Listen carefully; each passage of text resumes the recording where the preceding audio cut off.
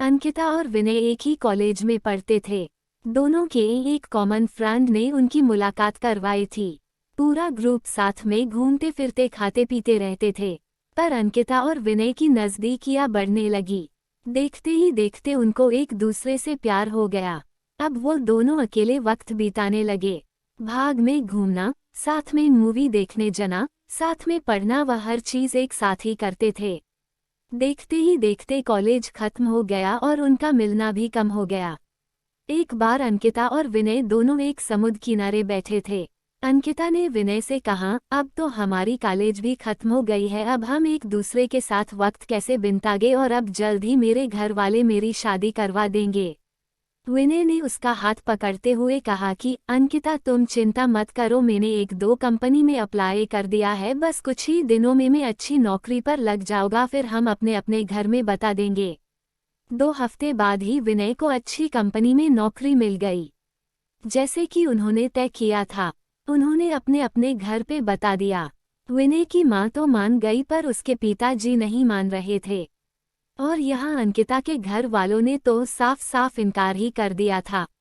वो दोनों बहुत परेशान होने लगे कि अब क्या होगा, कैसे वह अपने घर वालों को मनाएंगे। बहुत दिन हो गए, दोनों का एक दूसरे से बात करना भी कम हो गया था, क्योंकि अंकिता के घर वालों ने उसका फ़ोन ले लिया था और उसके लिए रिश्ता ढूंढ रहे थे। वो कभी कभी अपनी सहेली के घर जाती, तभी विनय को फ़ोन कर पाती थी और बस हमेशा यही कहती कि विनय तुम जल्दी ही कुछ करो वरना मेरी शादी हो जाएगी, मैं तुमसे बहुत प्यार करती हूँ, तुम्हारे बिना नहीं रह पाऊंगी।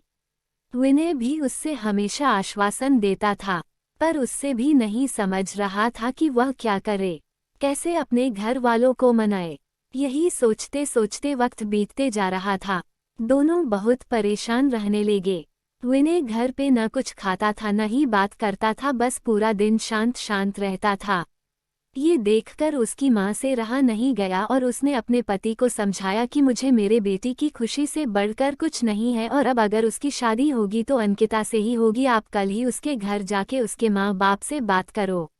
अगले ही दिन विनय के पापा अंकिता के घर गए और अंकिता के माँ बाप से बात की और उन्हें समझाया कि हमारे बच्चों की खुशी में ही हमारी खुशी होगी। मेरा बेटा एक अच्छी कंपनी में काम करता है और उसकी तनख्वाह भी अच्छी है, वो आपकी बेटी को खुश रखेगा। विनय के पिताजी की बात सुनकर अंकिता के माँ बाप मान गए और शादी के लिए राजी हो गए। विनय और अंकिता की शादी धूमधाम से हुई। दोनों बहुत खुश थे। वो अपने हनीमून के लिए शिमला गए। हनीमून से लौटते ही विनय अपने काम पे लग गया। दोनों की जिंदगी हंसी खुशी बीत रही थी। उनकी शादी को अब 2 साल होने वाले थे, पर उन्हें अभी तक बच्चा नहीं हुआ था।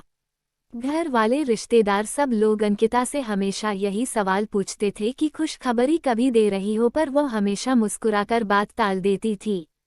विनय और अंकिता भी बच्चा चाहते थे, पर उन्हें हो नहीं रहा था। बहुत डॉक्टरों को दिखाया, सब टेस्ट भी करवाए, लेकिन कुछ फायदा नहीं हुआ। अंकिता की सास उससे बाबा के पास भी ले गई, पर वहां से भी सिर्फ निराशा ही हाथ आई। अंकिता बहुत परेशान थी। उससे यही चिंता खाए जा रही थी कि वो कभी मां नहीं बन पाएगी। 4 साल बीत गए, पर उन्हें अभी तक बच्चा नहीं हुआ। एक दिन विनय ऑफिस से लौट तो उसकी मां उससे चिल्लाने लगी कि तूने अपनी मर्जी से शादी की, अब देख रहा है ना बच्चा भी नहीं हो रहा, अब हमारा वंश आगे कौन बढ़ाएगा। लोगों के ताने सुन सुनकर मेरे कान पक गए हैं, आखिर हमें भी इच्छा होती है कि अपने पोते पोतियों को देखे। ये सब अंकिता सुन रही थी। विनय ने अपनी माँ को समझाया कि जरूरी नहीं कि आपकी बाहू में ही कुछ कमी हो, मुझमें भी तो हो सकती है, आप शांत हो जाइए। जैसे तैसे उसने अपनी माँ को चुप करवाया और अपने रूम में चले गया, जहाँ अंकिता वहाँ बहुत रो रही थी। विनय उसके पास गया और उससे गेल लगा कर कहने लगा, तुम चिंता मत करो, सब ठीक होगा, मैं हूं ना तुम्हारे साथ में, तुम्हारा साथ कभी नहीं छोड़ूंगा। और माँ की बात का बुरा मत मानो, वो ऐसे ही कहते हैं, गुस्से में जाने दो, खाना लगा दो, हम साथ में खाते हैं। अंकिता थोड़ा शांत हुई और खाना लेकर आई। दोनों ने साथ में खाना खाया और सोने लगे। पूरी रात अंकिता यही सोचती रही कि कैसी औरत हूँ मैं जो अपने पति को बच्चा भी नहीं दे पा रही, अपना वंश को आगे नहीं बढ़ा पा रही, कितनी बदनसीब हूँ मैं। वो पूरी रात नहीं सोई और बस रोए जा रही थी। सुबह हुई, सब अपने अपने काम में लग गए। विनय भी ऑफिस के लिए निकल गया। अंकिता भी अपना काम करने लगी, पर उसके दिमाग में वही रात वाली बात चल रही थी। पूरा दिन यही सोचती रही। रात को जब विनय घर आया तो अंकिता ने उससे खाना दिया और वो दोनों अपने कमरे में सोने की तैयारी कर रहे थे कि तब अचानक अंकिता ने विनय से कहा कि क्यों ना हम एक बच्चा गोद ले। अब हमें तो बच्चा नहीं हो रहा, क्यों ना हम किसी बच्चे को गोद ले और उससे माँ बाप का सुख दे और हमें भी बच्चे का सुख मिल जाएगा। विनय ये बात सुनकर बहुत खुश हुआ। वो दोनों दूसरे ही दिन एक दत्तक ग्रहण संस्था गए और वहाँ पूरी बात बताई। दत्तक ग्रहण संस्था वालों ने कहा कि आप एक फॉर्म भर दीजिए, जैसे जैसे ही सब जांच पड़ताल हो जाएगी आपको फोन आ जाएगा। उन्होंने फॉर्म भरा और एक आशा के साथ घर लौटे कि शायद अब उनकी परेशानी दूर हो जाएगी। 6 महीने हो गए, उनको कॉल नहीं आया। विनय जब भी वहां जाता वह लोग उससे एक ही जवाब देते कि कॉल आ जाएगा, पर इंतजार की गाड़ियां बढ़ती जा रही थी।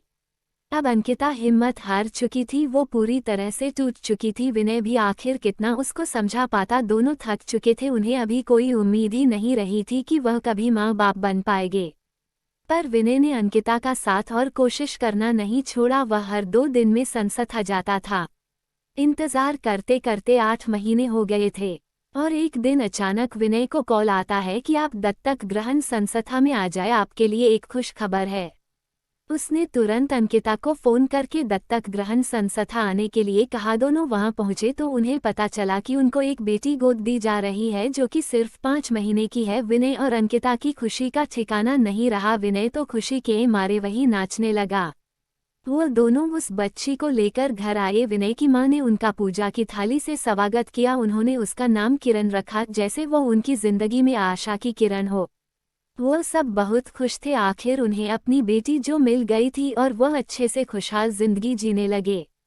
बस यही होता है प्यार, जो हर वक्त में तुम्हारा साथ दे और यकीन दिलाए कि हमारी परेशानियां हमसे छोटी होती है और हमें कभी अपने जिंदगी में उम्मीद नहीं छोड़नी चाहिए। विश्वास हो तो हम सब कुछ पा सकते हैं।